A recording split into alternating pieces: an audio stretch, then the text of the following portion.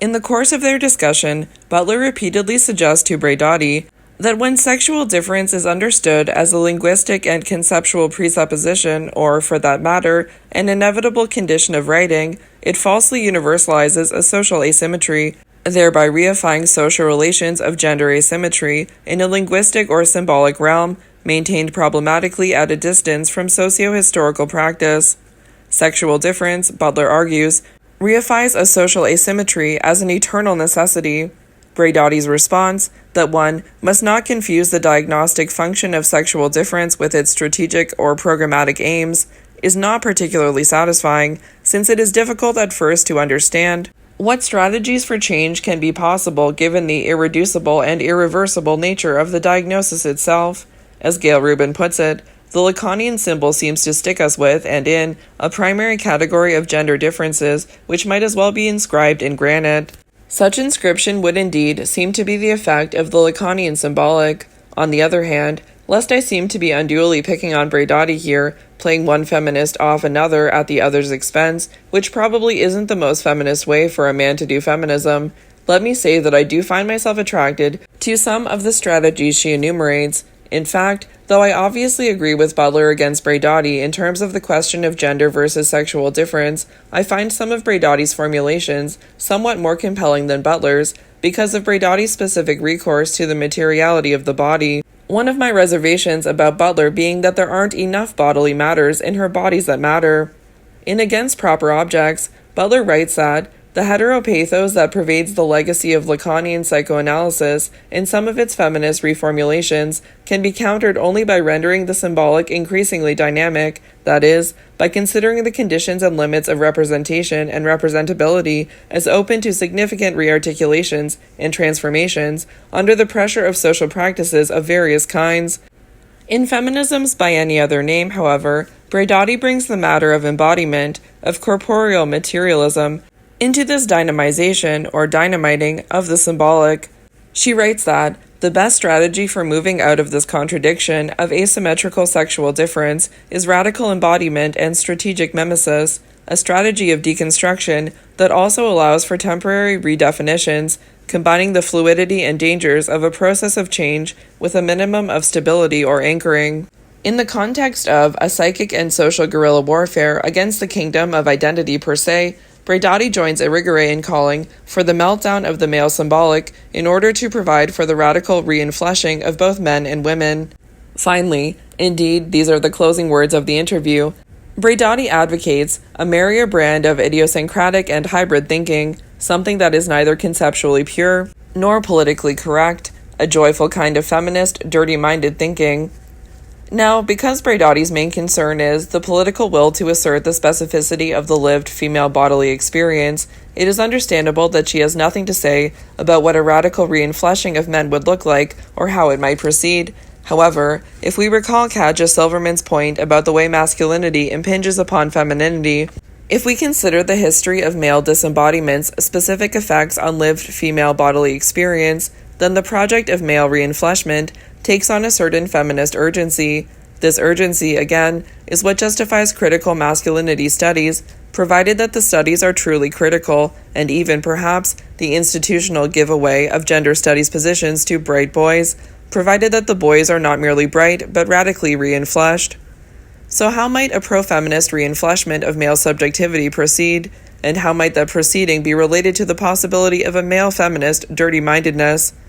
I find the latter question particularly intriguing, in that expressions of male feminism are sometimes marked by just the sort of politically correct, conceptual purity that Braidotti wants merrily to sully.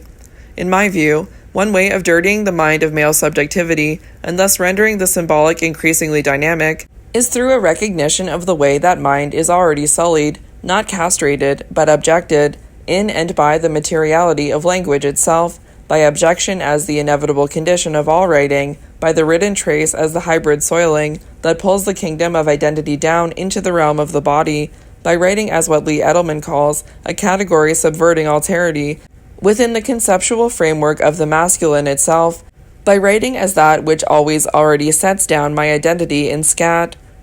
To unpack this set of assertions, let's say that the phrase inevitable condition compels us to scat momentarily back to Lacan. Let's say that although there is nothing inevitable, and everything quite arbitrary, about Lacan's conflation of linguistic difference with sexual difference, language can be said to involve certain inevitable and irreducible differentiations, such as the split between the subject of the enunciation and the subject of the announced, between the I that speaks and the I that is spoken of, differentiations that, with significant revisions, might still be productively sexualized or corporealized. There may, in other words, be something inevitable and inevitably sexual about the I split, about the self's radical eccentricity to itself in language, but there is nothing inevitable about what we make of that eccentricity, about how we rearticulate it, how we sexualize it. I very much agree with Gail Rubin when she writes, "There is something intrinsically problematic about any notion that somehow language itself or the capacity for acquiring it requires a sexual differentiation as a primary differentiation. If humans were hermaphroditic or reproduced asexually, I can imagine we would still be capable of speech. On the other hand, I want strategically to hold on to the connection between linguistic difference and sexualized differences, not the primary genital difference between male and female, much less phallic and castrated, but a mobile constellation of differences involving various corporeal sites and openings, with, importantly, the recognition that such openings are themselves open to significant rearticulations and transformations under the pressure of social practices of various kinds. Obviously, the opening that I want strategically to foreground here is the male anus, and it was Lacan, along with Joyce, Bataille, and Kristeva, who, with formulations such as the following, first compelled my considerations in male matters of the anal dynamics of the self-alienations of language. For this subject, who thinks he can accede to himself by designating himself in the statement, is no more than such an object. Ask the writer about the anxiety he experiences when faced by the blank sheet of paper, and he will tell you who is the turd of his fantasy. But Lacan, in good heteronormative psychoanalytic fashion, always seems to manage recuperatively to turn the turd back into the phallus, and thus return it to its inevitable destination, to which, for him, the letter always arrives. It has, rather, been up to certain feminist and gay male critics to open the male anus and anality up to non-phallogocentric rearticulations. Indeed, the anus has been getting a fair bit of theoretical attention lately, mostly following from Leo Bersani's important essay, Is the Rectum a Grave? Because I have extensively articulated my own relation to Bersani's work elsewhere, I will turn here to two other theorists who have employed Bersani's insights to propose reconfigurations of the straight male body. For our purposes, let's say that Bersani's main insight involves proposing the rectum as a site of radical desubjectivation, receptive male anal eroticism, serving as a metaphor for demeaning sexuality per se, also metaphorizes the radical humiliation or exuberant discard of a hyperbolic ego that, for a number of reasons, is most closely associated with the swellings of conventional phallic masculinity. In her essay, Deconstruction, Boundary Erotics and Refigurations of the Heterosexual Male Body, Catherine Waldby tropes Bersanian desubjectivation as erotic destruction, as the temporary ecstatic confusions wrought upon the everyday sense of self by sexual pleasure. With reference to Jeanette Winterson's novel Oranges Are Not the Only Fruit, Waldby writes that while lesbian relationships seem to offer the possibility of a reciprocity of destruction, most heterosexual men are so concerned with the maintenance of their sovereign selfhood that they cannot tolerate its infringement by another. They seek instead to be always the destroyer, to refigure women in their own interests, but to resist such refiguration themselves. In this case, the transformational possibilities offered by the limited destructions of erotic intimacy are perverted into the very real destruction of one partner, the woman, whose sense of self is not merely refigured, but systematically dissipated. Waldby contends that, while the rituals of heterosexual sex can, and often do, enact the non-reciprocity of destruction that Winterson condemns, they can also play out disturbances and secret reciprocities in this erotic economy. Because conventional heterosexual non-reciprocity depends upon a hegemonic bodily imago of masculinity that conforms with the man's status as sovereign ego and with an understanding of the male body as phallic and impenetrable, the male anus can become a site of significant disturbances in, and destructions of, the rituals of straight sex. As Waldby writes, anal eroticism carries disturbingly feminizing connotations.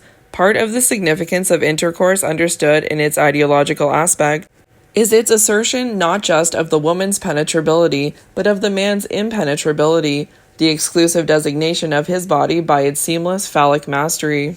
Intercourse can count as demonstration of the idea that women's bodies lack the means to penetrate another body, and that male bodies are impenetrable. When a man puts his penis in a woman's vagina, he is saying, "Look, it is she who is the permeable one, the one whose body accommodates, takes in, and lets out, not I." But the possibilities of anal erotics for the masculine body amount to an abandonment of this phallic claim. The ass is soft and sensitive, and associated with pollution and shame, like the vagina. It is non-specific with regard to genital difference, in that everybody has one. It allows access into the body, when after all only women are supposed to have a vulnerable interior space. All this makes anal eroticism a suasive point for the displacement or erasure of purely phallic boundaries. In a sense, then, anal eroticism is the sexual pleasure which conformation to a phallic imago most profoundly opposes. If the point of the phallic imago is to guard against confusion between the imaginary anatomies of masculine and feminine, and to shore up masculine power, then anal eroticism threatens to explode this ideological body. Given this threat of anal explosion, Waldby suggests the self-supporting masculine response is a projective violence against others who represent the dissolution, pollution, and shame of permeability. Not only does the maintenance of the sovereign male ego depend upon projecting the permeable possibilities of the male body onto women, but homophobia and homophobic violence might also be ways of adjudicating the anxiety aroused in heterosexual men by their own penetrability. The denial of receptive anal eroticism can be acted out as a violence against or contempt for those who are interpreted as wishing to experience such pleasures themselves. In this sense, the repression or elision of anal eroticism in heterosexual men can be seen to work not only along the lines of the masculine-feminine division, but also along the homosexual-heterosexual divide. Thus, as a strategy for combating both misogynist and homophobic violence, Waldby calls for celebratory alliances between feminism and other groups with political erotic interests in dephallicizing the straight male body. In line with Braidotti's joyously feminist dirty-minded thinking, Waldby suggests that feminism needs to develop something like a pornographic imagination in relation to masculine bodies, and bodies in general. Maybe, Waldby writes, what theoretical feminism needs now is a strap-on. If a strap-on is what theoretical feminism needs, Brian Pronger is happy to assist with the straps. In On Your Knees, Carnal Knowledge, Masculine Dissolution, Doing Feminism, Pronger suggests that the issue is less men doing feminism than feminism doing men, or rather, that the masculine aversion to being done, being penetrated, by the feminist strap-on or by other men, is what specifically prevents men from embodying feminist insights. Defining masculine desire not as heterosexual attraction, but as refused homosexuality, Pronger writes that masculine desire is essentially homophobic, and that homophobia is an obstacle to the embodiment of feminism. The point of masculinity, he suggests, is to become larger, to take up more space and yield less of it. It is the opposite of feminine anorexic desire. The transformation of the limp penis into the large, hard phallus is the flowering of masculine desire. The expanding phallus is protected by the other side of this desire, the closed anus. Just as the phallus realizes its masculinity by taking space, so the tight anus protects masculine space by repelling invasion. Masculine desire protects its own phallic production by closing orifices, both anus and mouth, to the phallic expansion of others. Rendered impenetrable, the masculine body differentiates itself as distinct and unconnected. It is conquering and inviolable. The discourse of gender territorializes men's bodies by constructing this form of desire, simultaneously channeling it and damming it up, through metaphorically generalized or sexually specific phallic expansions and anal contractions. Although I find Waldby's and Pronger's formulations tremendously attractive and productive, I do have some reservations about what might be taken as their apparent literalism. At the risk of sounding like just another anxious straight boy who wants to keep his own literal ass covered, I would submit that Waldby's and Pronger's essays might leave the impression that only literally ass-fucked men can reconfigure heterosexuality and embody feminism.